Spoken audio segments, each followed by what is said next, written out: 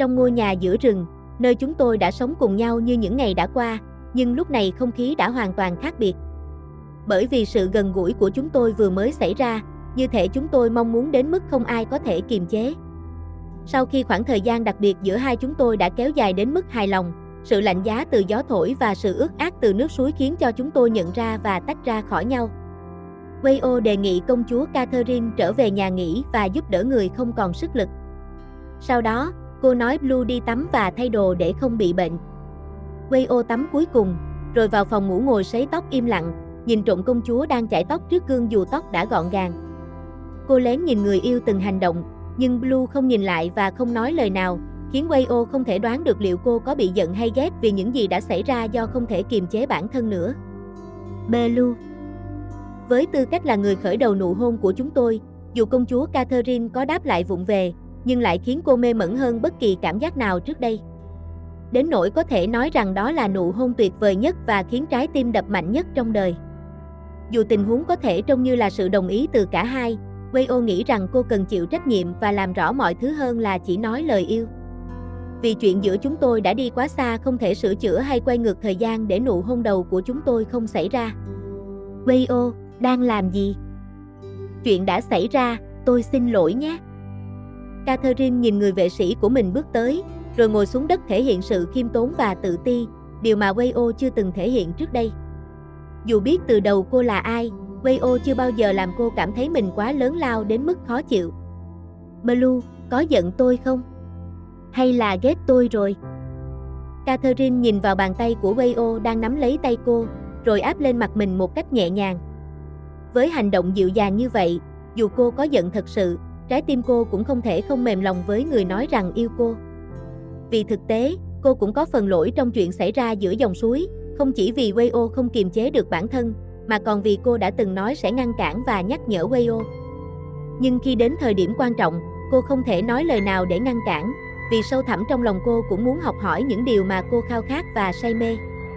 Và cô không hối tiếc khi đã trao nụ hôn đầu cho Wayo. Nếu nghĩ rằng ta sẽ giận, tại sao Wayo lại hôn ta? Vì lúc đó Blue không ngăn cản. Ta không thích câu trả lời này, vì ta không phải là công chúa dễ dãi.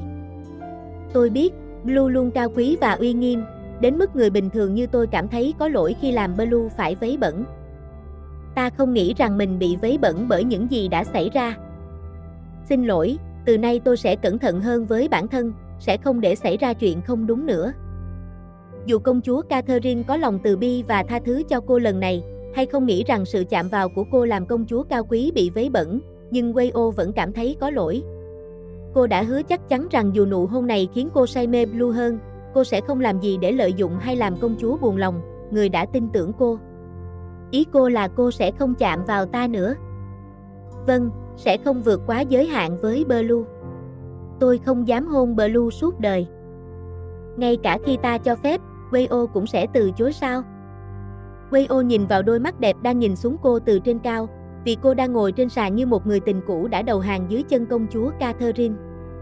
Nhưng lời nói khiến trái tim cô run rẩy như lần đầu yêu, không quá khi nói rằng cả thân và tâm cô đều thuộc về Blue. Gì cơ? Đừng bận tâm đến những gì ta vừa nói. Ta sẽ tôn trọng quyết định của cô. Như chết đi sống lại, công chúa Catherine thật giỏi trong việc làm cô chết đi sống lại như thế này. Dù là cứu sống, tiếp nối nụ hôn đầu hay thậm chí là tiếp nối hy vọng cho người yêu đơn phương như cô. Henry đã biết chúng ở đâu, tại sao không tấn công ngay? Tôi đảm bảo rằng không ai trong số thuộc hạ của tôi làm sai như những người Henry đã thuê trước đây. Lần này phải lên kế hoạch cẩn thận. Dù biết rằng Blue và Wayo ở Khao Iai, nhưng có thể đó là cái bẫy để dụ chúng ta. Cảnh sát trưởng Shanti không thể có thông tin nhanh như vậy nếu Watit không cố ý tiết lộ. Henry nghĩ rằng nếu đây là nơi bí mật thật sự, thông tin mà ông ta cần sẽ không bị lộ trong vòng 3 ngày như thể được đặt hàng. Thêm vào đó, sự sai sót trong công việc lần trước của cảnh sát trưởng Shanti cũng sẽ ảnh hưởng đến sự tin tưởng trong nghề cảnh sát và khó có thể lấy tin từ các đồng nghiệp. Vì vậy, Henry không hoàn toàn tin tưởng và bị lời nói của người kia thuyết phục. Nếu là cái bẫy, anh Henry sẽ làm gì tiếp theo? Hãy chỉ đạo đi à. Chuẩn bị thêm người cho ta cho công việc này, và trong khi đó, nghiên cứu các tuyến đường ra vào khu nghỉ dưỡng. Nếu mọi thứ đã sẵn sàng cả về lực lượng và có người dẫn đường trong khu vực, ta sẽ ra lệnh hành động ngay lập tức. Vâng, tôi sẽ nhanh chóng lo liệu theo yêu cầu. Trưởng vệ sĩ của Madeline nhìn vào bản đồ chiến lược của tỉnh Nakhon Ratchasima, nhận được thông tin từ cảnh sát trưởng Shanti. Nhất là khu vực Khao Iai, nếu bên kia đã lên kế hoạch hoặc đặt bẫy, Henry cũng sẵn sàng lập kế hoạch cẩn thận và thông minh hơn để phản công lại cảnh sát. Blue, Henry đã có mặt ở Thái Lan. Wayo đã biết từ khi nào? Catherine quay lại nhìn người vừa báo tin cho cô như quên mất rằng cần giữ khoảng cách vì lúc này là buổi tối sau bữa tối yên ắng không khác gì buổi chiều. Hơn nữa, Wayo đã nói chuyện với cô rất ít, và bây giờ mới bắt chuyện khi cô nghĩ rằng người kia đã đi vào giấc ngủ vì không quay lại nhìn. Dù đã chia sẻ giường trong căn nhà từ ngày đầu tiên đến, nhưng hôm nay sự gần gũi khiến cảm giác khác hẳn. Buổi chiều nay, cha đã gửi người báo tin, nhắc nhở phải cẩn thận hơn. Cha biết rõ điều này, nên đã yêu cầu tăng cường lực lượng cho nhiệm vụ này. Cha đặt cược rất lớn vào kế hoạch này, đánh đổi cả danh dự và uy tín trong nghề cảnh sát để Blue được an toàn và trở về Madeline sớm nhất sau khi kết thúc mọi chuyện. Đây là cuộc đánh cược cuối cùng để quyết định rõ ràng bên nào sẽ thắng và bên nào sẽ thua. Wayo cũng đánh cược vào cuộc chiến chống lại nhóm phản loạn ở Madeline. Nhiệm vụ của cô là bảo vệ công chúa Catherine đến đích và đưa cô trở về ngai vàng xứng đáng với công chúa thật sự. Dù tình yêu này không thể giữ được bên cạnh, nhưng cô thề rằng sẽ bảo vệ đến giây phút cuối cùng. Vậy ngài Watit sẽ làm gì với Grace và công chúa giả? Nếu thiếu Henry, Grace và công chúa giả sẽ mất hết quyền lực và cuối cùng bị bắt giữ. Hiện Grace và công chúa giả đang sắp đến Thái Lan trong vài ngày tới với lý do nghỉ ngơi riêng. Cha thấy đây là cơ hội duy nhất và có thể là cơ hội cuối cùng để kết thúc mọi chuyện. Nếu ngài Watit thấy hợp lý và Wayo đồng ý, ta sẽ tin tưởng và sẵn sàng làm theo kế hoạch đã đặt ra, chỉ cần nói với ta. Nhưng chỉ xin một điều là tổn thất ít nhất có thể. Tôi tin rằng mọi chuyện sẽ kết thúc tốt đẹp, tin rằng tất cả chúng ta sẽ an toàn. Ta cũng hy vọng và cầu nguyện sẽ như vậy. Nhưng bây giờ Blue nên gác lại những chuyện nặng nề, nghỉ ngơi để ngày mai có sức đối phó với nhóm phản loạn. Ta không phải là trẻ con mà Wayo có thể dỗ dành. Tôi không dỗ dành đâu. Tôi nói vì lo lắng và muốn chăm sóc Blue tốt nhất. Muốn chăm sóc người mình yêu. Wayo ngừng lại khi thấy công chúa Catherine tiến lại gần cô hơn. Sau khi vô tình dùng ngón tay đẩy lên để làm giãn nếp nhăn khỏi gương mặt căng thẳng của cô ấy, thay vì bị ngăn cấm hay trách mắng, người đối diện lại kê đầu vào cánh tay cô như gối mềm, giống như buổi tối chúng ta từng nằm ngắm sao trên hòn đảo riêng. Wayo, tối nay ta xin điều gì đó được không?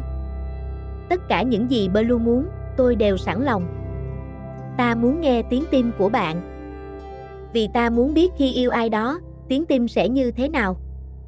Wayo nhìn vào đôi mắt xinh đẹp đang nhắm lại, sẵn sàng đi vào giấc ngủ đêm nay. Công chúa Catherine gần gũi với cô và ngủ trong cánh tay cô, áp tai vào ngực để nghe tiếng tim rõ nhất. Dù trái tim khiêm tốn của cô không chịu kiềm chế, vẫn đập mạnh đến mức như muốn vỡ ra khỏi lồng ngực, như thể muốn hét lớn, yêu Blue liên tục vì sợ rằng công chúa cao quý không thể nghe rõ lời yêu. Tim đập. Thưa bệ hạ, con xin lỗi vì đã vào gặp đột ngột, nhưng con có chuyện gấp muốn trình bày. Có chuyện gì, hãy nói với cha, Karel. Con muốn thảo luận riêng với cha về vấn đề này. Antoine, hãy để mọi người rời phòng. Vua Arthur bảo thư ký hoàng gia dẫn vệ sĩ, thị nữ và tất cả ra khỏi phòng làm việc, vì ông nhận thấy sự nóng lòng trên khuôn mặt của Karel. Hơn nữa, với tư cách là người thừa kế thứ hai của Madeline, Karel chưa bao giờ yêu cầu gặp gấp trong thời gian làm việc của cha. Con nhận được thư từ bạn ở Pháp. Trong thư, con chắc chắn rằng đó là chữ viết của chị hai. Thưa cha, hãy đọc nội dung thư. Chuyện gì vậy? Nếu đúng như nội dung thư, nghĩa là chị hai đang gặp nguy hiểm ở Thái Lan. Khoan đã cha, trong tình huống như thế này, con nghĩ rằng nếu nhóm phản loạn biết rằng cha và con đã biết, bọn họ sẽ phản ứng nhanh và ảnh hưởng đến sự an toàn của chị hai. Nếu trong thư chị hai nói rằng vẫn an toàn và được cảnh sát Thái Lan bảo vệ, con nghĩ rằng chúng ta nên đến Thái Lan càng sớm càng tốt để giúp chị hai trở về Madeline một cách danh dự và an toàn. Karel nói với giọng điệu nghiêm túc về kế hoạch mà anh đã lắp đặt cẩn thận và chu đáo. Vì nếu cha xử lý theo đúng quy trình, có thể nhóm phản loạn sẽ đánh trước công chúa Catherine. Lý do để cha đi đến Thái Lan cũng có lý do không làm cho Antoine, cha của Henry, nghi ngờ gì cả. Antoine nổi tiếng là một phản loạn, cũng như người giúp việc thân thiết như Grace mà Carel không ngờ sẽ đứng sau tội ác, cùng với công chúa giả phải nhận án phạt nặng nhất của Madeleine. Blue, thấy ấm hơn chưa? Wayo, cô biết rằng xúc phạm người trên sẽ nhận hình phạt như thế nào không? Không biết. Trong Madeleine, hình phạt cao nhất là tử hình. Wayo giả vờ là mắt to ngạc nhiên nhưng vẫn quyết tiến tới khi thấy công chúa Catherine không nghiêm khắc trách móc cô khi cô đi tới ôm từ phía sau trên ban công trước nhà, thay vì lấy áo choàng hoặc áo nào đó để phủ cho cô vào buổi sáng sớm khi sương còn mạnh. Mùa này trời bắt đầu vào đông rồi, tôi sợ Blue bị ốm. Nếu vậy tại sao không mang áo choàng ra cho ta? Áo choàng cũng không ấm bằng thế này đâu. Catherine lắc nhẹ đầu với sự bướng bỉnh của Wayo, người mang lý do để tranh luận với cô một cách trơ trẽn, nhưng cô không chọn rời khỏi vòng tay mà đứng dựa vào sự gần gũi này, điều khiến cô cảm thấy ấm áp hơn trong mỗi buổi sáng và mỗi đêm có cơ hội nghe tiếng tim của người yêu cô. Sau nhiều ngày này, không khí xung quanh an tĩnh, không có tin tức bất thường gì từ ngài Watit, và theo lịch trình đã nghe trước đây, ngày mai Grace và công chúa giả sẽ đến Thái Lan riêng biệt. Như thể khi tình hình nguy hiểm tạm ngưng, mối quan hệ giữa cô và Wayo tiếp tục tiến tới một cách kỳ diệu, dù vẫn chưa thể nói lời yêu mà người kia đang chờ để nghe, vì nhiều lý do mà cô không thể giải thích, hoặc do nhiệm vụ của công chúa kế vị thứ nhất của Madeleine với ngai vàng đang chờ đợi. Nhưng cô không thể phủ nhận mình cũng cảm thấy vui với những gì đang diễn ra giữa chúng ta. Có thể nghe như hành động ích kỷ, nhưng cô đã lắng nghe trái tim mình và để nó theo cảm xúc chưa từng có trong cuộc đời. Catherine thích khoảng thời gian ta ở bên nhau. Tôi thích khoảng thời gian mỗi ngày chúng ta đã trải qua cùng nhau, và ước rằng có thể dừng khoảnh khắc tại đây, hoặc muốn ở bên người quan trọng của mình càng lâu càng tốt trước khi mọi chuyện kết thúc. Thời tiết ở Thái Lan không lạnh bằng Madeleine đâu. Ở Madeleine tuyết rơi hàng năm. Nghe vậy, tôi muốn đi thấy tuyết ở Madeleine quá. Theo mùa, sắp có tuyết đầu mùa sớm thôi. Blue, nếu mọi chuyện kết thúc tốt đẹp, chúng ta đi xem tuyết đầu tiên ở Madeleine nhé. Hy vọng rằng có cơ hội làm như vậy. Cô chủ xinh đẹp nở một nụ cười nhỏ bởi vì không thể đáp lại yêu cầu của Wayo một cách nghiêm túc. Cô ấy không biết tương lai sẽ ra sao, nhưng trong lòng sâu thẳm, cô hy vọng có thể có khoảnh khắc đặc biệt ở Madeleine để đền đáp tất cả những gì mà Wayo đã làm cho cô ấy. Hãy vào nhà, uống sô-cô-la nóng và chuẩn bị bữa sáng nhé. Wayo nới lỏng cái ôm sau khi đã đứng gần gũi với người mà cô yêu và kính trọng trong một thời gian dài. Vì cô luôn quan tâm và lo lắng cho Blue, không muốn để Blue đứng dưới sương lạnh lâu mà bị bệnh dù trái tim của công chúa sẽ không thể bệnh, vì có cô luôn chăm sóc và yêu thương. Ta thích sô-cô-la của cô làm. Chị thích sô-cô-la thôi sao? Đúng, sô-cô-la ở Madeleine không ngon bằng. Nếu vậy, Blue phải đưa tôi trở lại đó. Sau này sẽ pha sô-cô-la cho Blue uống mỗi sáng. Catherine không trả lời lời của Wayo làm cô yếu lòng mà nhận lời. Cô quyết định dẫn vào nhà trước để chờ uống sô-cô-la nóng vào buổi sáng, nếu không có điều gì khác thu hút sự chú ý của cả hai, đó là pháo sáng phát ra từ khu nghỉ dưỡng cách đó vài km. Có sự kiện gì mà bắn pháo sáng sớm vậy? Blue, đó là tín hiệu nguy hiểm. Wayo, chúng ta phải rời khỏi đây ngay, Henry đã tấn công. Wayo nhanh nhẹn lấy ba lô đã chuẩn bị sẵn cho những tình huống khẩn cấp và nắm tay công chúa Catherine đang lo lắng, nhanh chóng rời khỏi ngôi nhà trong rừng theo kế hoạch đã định sẵn trên tuyến đường an toàn để chờ nhóm phản động ở Madeleine bị bắt bởi lực lượng cảnh sát Thái Lan theo lệnh của cha cô. Thưa ngài, lực lượng của chúng ta đã bắt giữ 8 kẻ phạm tội. Watit lắng nghe thông tin sau vụ đụng độ vừa qua vừa kết thúc không lâu. Lực lượng cảnh sát đã chuẩn bị sẵn sàng và bảo vệ khu vực an toàn cho khu nghỉ dưỡng.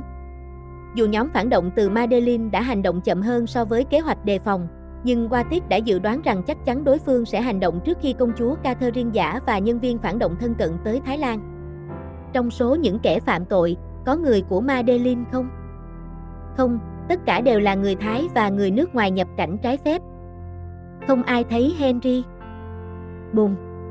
Tiếng súng vang lên từ khu vực xa ở cuối khu nghỉ dưỡng, khiến Watit nhận ra rằng nhóm phạm tội đã bị bắt một cách dễ dàng và gần như không có đấu tranh, có thể là nhóm bị thuê để dụ cảnh sát vào bẫy.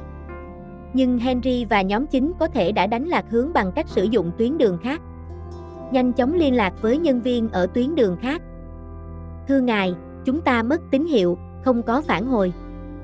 Hai người ở lại đây, những người còn lại theo tôi.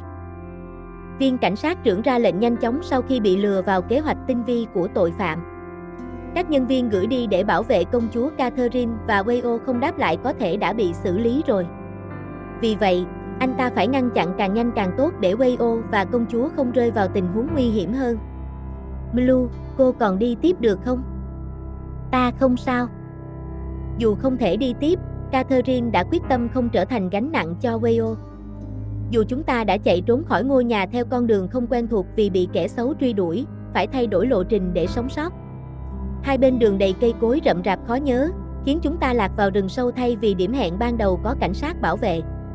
Nếu không đi nổi, ngồi nghỉ một lát đi. Chúng ta không thể nghỉ, kẻ xấu đang đuổi theo. Tôi nghĩ chúng không đuổi kịp đâu, tiếng súng đã im lặng một lúc rồi. Wayo, cô đang chảy máu. Chỉ bị trầy xước khi đụng độ, đạn không găm vào, tôi không sao. Cô không mặc áo giáp. Catherine phát hiện ra sự thật khi chạm vào vai Wayo và thấy rằng cô ấy không mặc áo giáp chống đạn, điều khiến việc di chuyển dễ dàng hơn. Wayo đã mặc áo giáp cho cô để đảm bảo an toàn. Tại sao khi chạy trốn, Wayo lại nói dối rằng cô ấy cũng mặc áo giáp? Cô đã nói dối ta. Vì sự an toàn của Blue, hãy mặc áo giáp. Tôi có thể tự lo được. Nhưng, dù có chuyện gì xảy ra, Blue hãy tin tôi. Đây không phải lúc để mất thời gian tranh cãi. Catherine quyết định tin tưởng người yêu cô hơn ai hết và sẽ tin tưởng Wayo đến cùng. Dù có gặp nguy hiểm, cô sẽ không để Wayo hy sinh mạng sống để bảo vệ mình. Bùm, bùm, bùm. Tiếng súng vang lên từ kẻ xấu, đạn bay sát mục tiêu chỉ vài cm. Wayo đẩy công chúa Catherine ra sau để ẩn nấp. Hai kẻ xấu vừa đến đối mặt và nhắm súng vào công chúa kế vị của Madeleine với ý định giết chết. Nếu không muốn chết, hãy tránh ra, cảnh sát. Chuyện này không liên quan đến mày. Nếu muốn làm gì Blue, các người phải bước qua xác tôi trước. Giao công chúa ra, đổi lấy mạng sống của mày. Tôi vẫn ở đây, các người không có quyền làm hại Blue. Tình huống đầy áp lực, Wayo thừa nhận rằng cô đang ở thế yếu. Đối mặt với hơn hai kẻ xấu, cô vẫn có thể tự lo được. Nhưng bây giờ, mạng sống của công chúa Catherine đang bị đe dọa, cô phải suy nghĩ kỹ lưỡng. Mọi quyết định và hành động sẽ ảnh hưởng đến sự an toàn và mạng sống của người cô yêu hơn cả bản thân. Bùm! Wayo bắn trước, viên đạn trúng vào điểm quan trọng của một kẻ xấu khiến hắn ngã xuống. Cô lao vào giành súng từ kẻ xấu còn lại, nhưng không thể bắn hai phát cùng lúc. Cuộc giằng co diễn ra trước khi cô bị kẻ xấu đánh bật súng ra xa. Cô bị đánh vào bụng và ngã xuống đất. Kẻ xấu còn lại nhắm súng vào cô với ý định giết chết ngay lập tức. Bùm! Một viên đạn bắn từ họng súng nhắm vào kẻ xấu, dẫu việc kéo cò bị chệch một chút do yếu sức và tay run, nhưng kết quả không khác nhiều khi Catherine cầm súng của Wayo và bắn vào kẻ xấu, cứu người quan trọng của cô thoát chết trong gang tấc. Wayo! Blue, đừng lại gần. Catherine khựng lại khi thấy xuất hiện của người mà cô dự đoán không sớm thì muộn sẽ gặp lại, nhưng không ngờ Henry lại dám tấn công trực diện cô như thế. Henry túm lấy Wayo ngã xuống khi cô cố chạy đến sau khi xử lý kẻ xấu, nhưng bị Henry khóa cổ khiến khó thở, và họng súng nhắm vào thái dương Wayo có thể bắn bất kỳ lúc nào. Kính chào công chúa Catherine. Henry. Chúng ta đã lâu không gặp, công chúa thay đổi nhiều lắm. Nếu bây giờ nói rằng người trước mặt ta là công chúa thật, không ai sẽ tin nữa. Người thừa kế đầu tiên của Madeleine với bàn tay nhuốm máu và giết người.